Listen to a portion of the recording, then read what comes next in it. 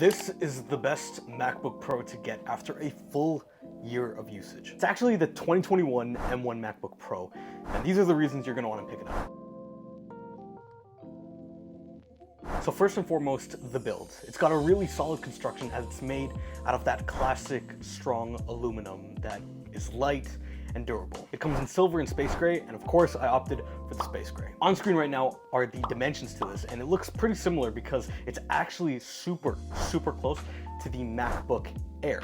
The only difference is that it is a little bit heavier. But even though it's arguably similar to something like the MacBook Air in both size and weight, it does feel a little bit bulkier, and it's because of that rugged, clean design that is squared off all around the edges. On the one hand, it feels like a rugged, reliable unit of a computer, while the Air, even though, again, they're both super similar in size, feels like something that you could really take anywhere. But that isn't to say that the portability of the M1 Pro is at all bad. In fact, I've been traveling a lot recently, having to throw this thing in suitcases and backpacks, and despite even traveling, this has been an insanely portable device.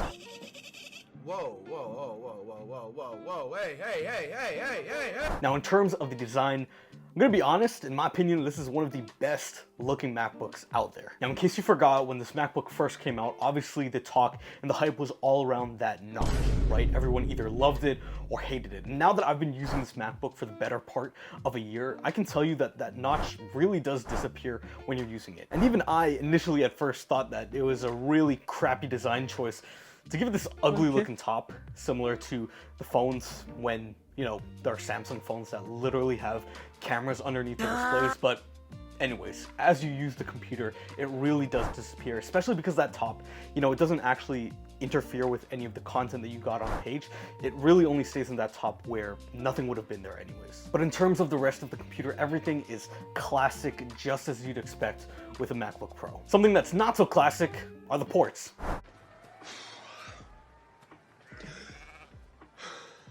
That's right, Apple finally figured out that they royally fucked up and finally brought back all the ports that we missed. And the first, which is something that I've missed for so long, was MagSafe.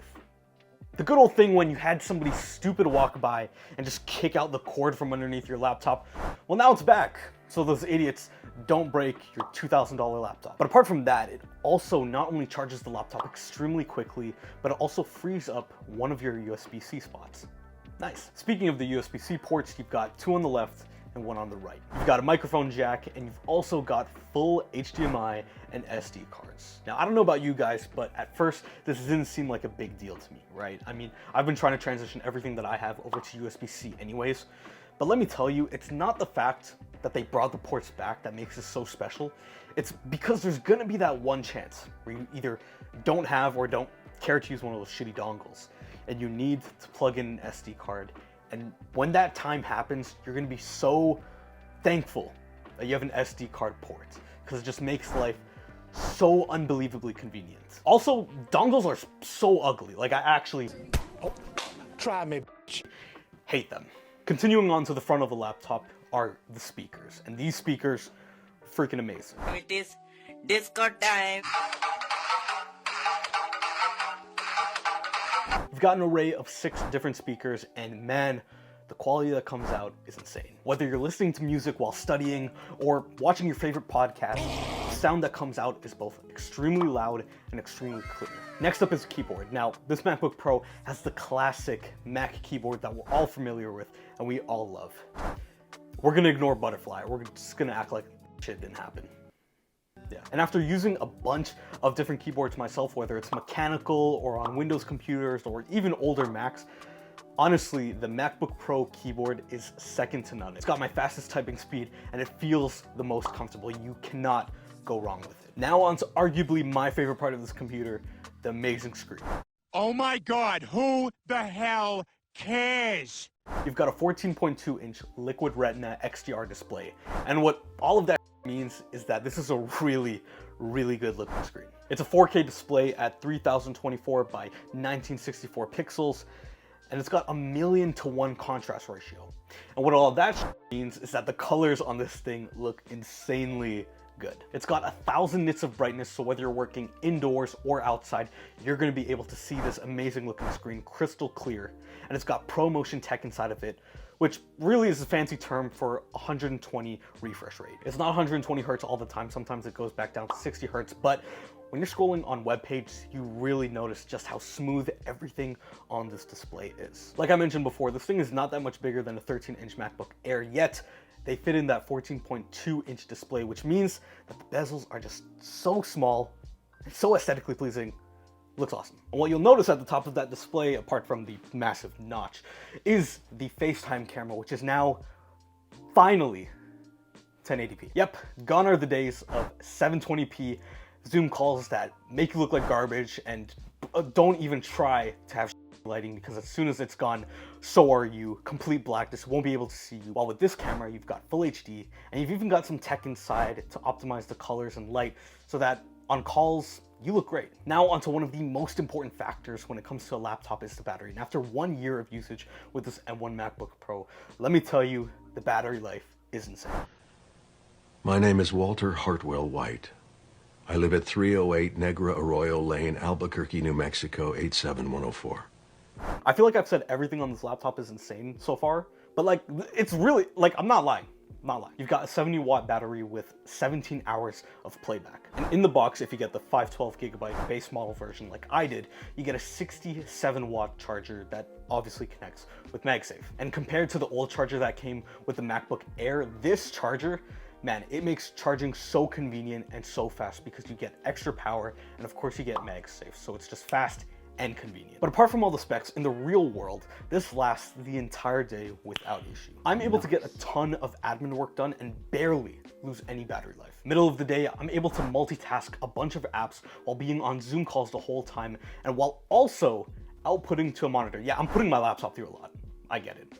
But it's able to do all of that without losing that much battery. Obviously it uses a little bit more, but it's not actually that bad. Then when I actually get into some deeper work, when I'm opening up things like Final Cut Pro and using a lot of the CPU power, it handles it like a champ. Obviously it loses more battery life on these heavier applications, but compared to my MacBook Air, it handles it way better.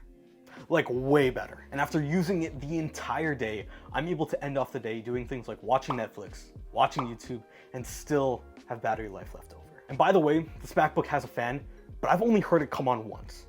Like literally in the year that I've had it, once it's been able to come on. And dude, I'm editing multiple layers of 4K footage while having Notion open, while on FaceTime with my buddy, and it's still able to handle all of that without turning on that fan. The only time that it's come on was when I was using Premiere. So Premiere. And it's able to do all of that because of the best part of this MacBook, and that's the M1 Pro chip.